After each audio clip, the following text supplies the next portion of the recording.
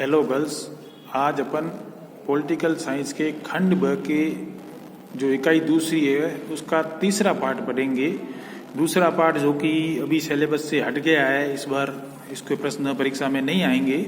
इसके अलावा जो तीसरा पार्ट है वो पार्ट है भारत की संघीय व्यवस्था में आधारभूत तत्व। भारत जो सेंट्रल की जो संघीय व्यवस्था है उसके आधारभूत तत्व कौन कौन से हैं, जैसे संघात्मक है या एकात्मक है, या संघात्मक की कौन सी विशेषता इसमें है या एकात्मक की कौन सी विशेषता इसमें है, उसके आधार पर अपन इसको पढ़ेंगे कि भारतीय जो संविधान है या भारतीय जो व्यवस्था शासन व्यवस्था है उसमें संघात्मक रूप है या एकात्मक रूप है।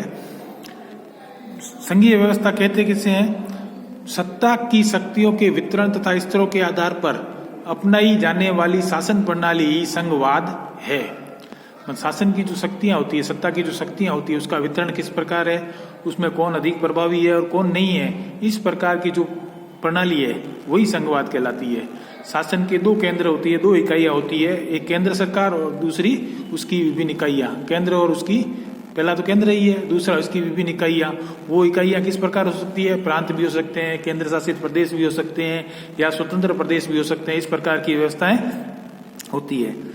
संसार में संघवाद के आधार पर दो व्यवस्थाएं चलती है। इसमें पहली व्यवस्था है अनेक संप्रभु इकाइयों का एक होना। मतलब अनेक छोटे छोटे राज्य है जो संप्रभु है, लेकिन वो अंत में एक होकर एक इकाई बनाते हैं। ऐसी इकाई एक व्यवस्था होती है, जैसा कि उदाहरण अमेरिका में मिलता है। दूसरा है प्रभावी केंद्र और उसके अंतर्गत छोटे छोटे राज्य या केंद्र शासित प्रदेश हो, ऐसी व्यवस्था भारत में है। भारत में जो राज्य है वर्तमान में 28 राज्य और 9 केंद्र शासित प्रदेश भी हैं, लेकिन प्रभावी कौन है? केंद्र। संघीय देश कौन कौन से हैं भारत के अलावा? अमेरिका है, ऑस्ट्रेलिया है, रूस है, स्विट्जरलैंड है, कनाडा है, ये सब संघीय देश हैं। संघवाद के स्थान पर भारत में क्या प्रयुक्त होता है शब्द? राज्यों का संघ।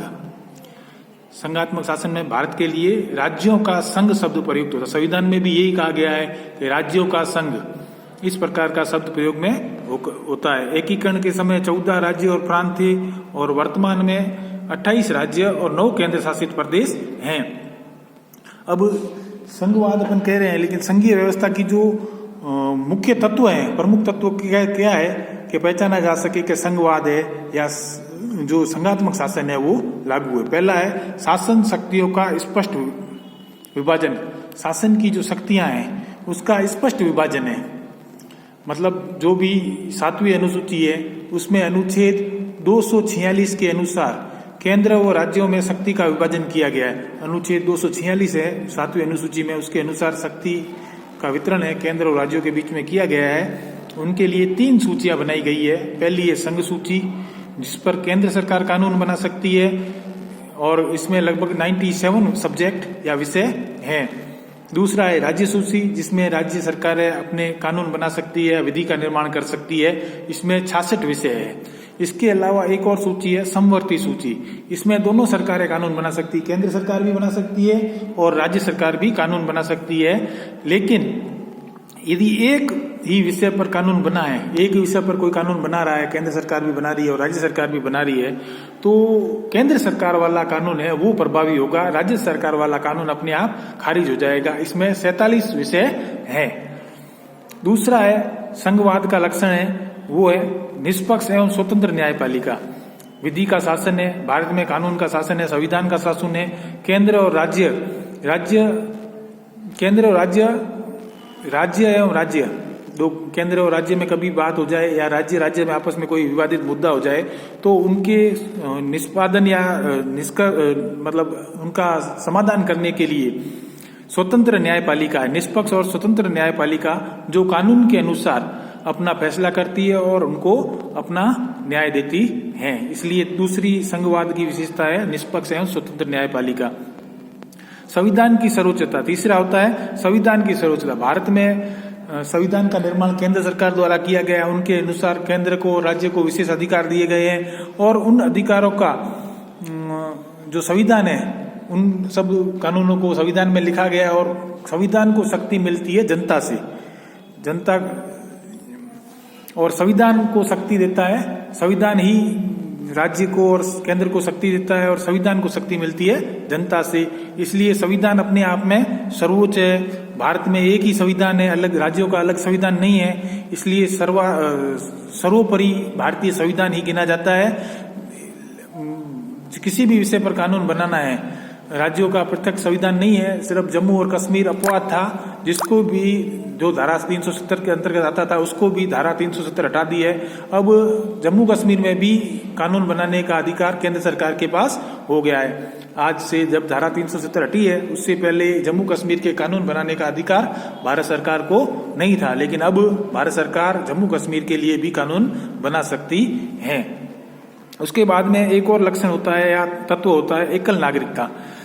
पारंपरिक जो संघवाद है, जब पूरे विश्व में संघ अलग अलग संघवाद चलते हैं, तो वहाँ प्रत्येक वहाँ के निवासी जो होते हैं उसको दो नागरिकताएं प्राप्त होती है, एक केंद्र की और एक उस राज्य की जिसमें वो रहता है। लेकिन भारत में ऐसा नहीं है। भारत में ऐसी इतनी विभिन्नताएं हैं, इतने मतलब पृथकवाद है, इसके बावजूद भी भारत में एक ही नागरिकता चलती है। जो भी नागरिक है वो भारत देश का नागरिक है, अपने राज्य का नागरिक नहीं है। ये क्यों जरूरी था कि भारत को इतनी विभिन्नता होते हुए अखंडता का एहसास कराने के लिए भारत में एक ही नागरिकता है। इसके बाद में एक और है केंद्रीय व्यवस्थापिका में राज्यों का सदन। जो केंद्रीय व्यवस्थापिका है, इसमें संसद होती है, इसमें राज्यों का प्रतिनिधित्व के लिए राज्यों को एक सदन दिया गया है, राज्यसभा, जिसको उच्च सदन भी कहते हैं।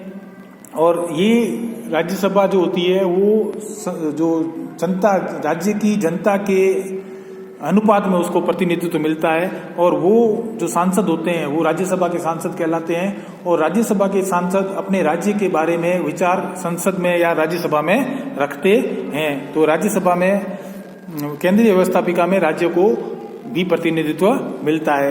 राज्यपाल का पद केंद्र द्वारा नियुक्त होकर राज्य में केंद्र का प्रतिनिधि व्यवहारिक होता है। राज्यपाल जो होता है केंद्र सरकार द्वारा नियुक्त होता है, राष्ट्रपति इसकी नियुक्ति करता है। लेकिन ये व्यवहारिक दृष्टि से प्रतिनिधित्व करता है, लेकिन ये व्यवहारिक दृष्टि से सही नहीं है, क्योंकि राज्यपाल होता है वो केंद्र सरकार जो होती है उसके आधार पर काम करता है, या केंद्र सरकार के आधार पर काम नहीं करता है तो उसको पदच्युत या उसमें पद से हटाने की बातें आती है। इस प्रकार ये पद जो है विवादित है, लेकिन केंद्र राज्य संघर्ष के रूप में अपनी उपयोगिता, इसकी अच्छी उपयोगिता है। केंद्र जो राज्य के संबंध है वो राज्यपाल की स्थिति पर निर्भर करते हैं। इसके अलावा सातवां है एकात्मकता का प्रभुत्व। एकात्मक प्रभुत्व वाली मतलब केंद्रीय की सरकार है, उसमें उसका प्रभुत्व है, मुख्य सर्वेसर्वा केंद्र सरकार मानी जाती है। भारत जैसे विविधता वाले देश में यदि केंद्र मजबूत नहीं है तो वो देश बिखर जाएगा। इसलिए भारत में एकात्मकता का प्रभुत्व है। जो सेंट्रल गवर्नमेंट है वो प्रभावी मानी चाहिए। सब मुख्य जो विषय हैं जैसे कानून व्यवस्था है या सीमा विवाद है या ये सब जो है वो सब केंद्र सरकार के हाथों में एकात्मकता के रूप में है। इसलिए कई वामपंथी दल भी होते हैं, राजनीतिक दल, विघटनकारी जो तत्व होते हैं वो भारत की एकता को ठेस न पहुंचा है। इसलिए एकात्मक रूप को विशेष महत्व दिया गया है। एकात्मक प्रवृत्ति का विरोध संविधान द्वारा केंद्र को निर्णायक भूमिका एवं संविधान संशोधन, राज्यों के निर्माण, पुनर्सीमांकन, आपातकालीन परिस्थितियों, आर्थिक अधिकारों में केंद्र की स्थिति को मजबूत करते हैं। जो एकात्मक प्रभुत्व है वो सब ये सब काम उसके कारण आसान हो जाते हैं। क्या संविधान बनाना, संविधान संशोधन करना, राज्य के निर्माण करना, राज्यों का पुनर्सीमांकन करना, आपातकाल में परिस्थितियों का मतलब पूर्ण करना। इसके अलावा आर्थिक आधारों पर केंद्र की स्थिति मजबूत होती है। इस प्रकार ये जो तत्व थे 7 तत्व है। वो ये सवाल आ सकता है कि जो केंद्र में है संघात्मक शासन है, इसके प्रमुख तत्व कौन कौन से हैं, ये 3 नंबर का प्रश्न आ सकता है। इसके अलावा अब अगले चरण में अपने अगले अध्याय में एकात्मक लक्षण पढ़ेंगे। जो भारतीय संघवाद में या भारतीय संविधान में एकात्मक लक्षण कौन कौन से हैं वो अपन पढ़ेंगे।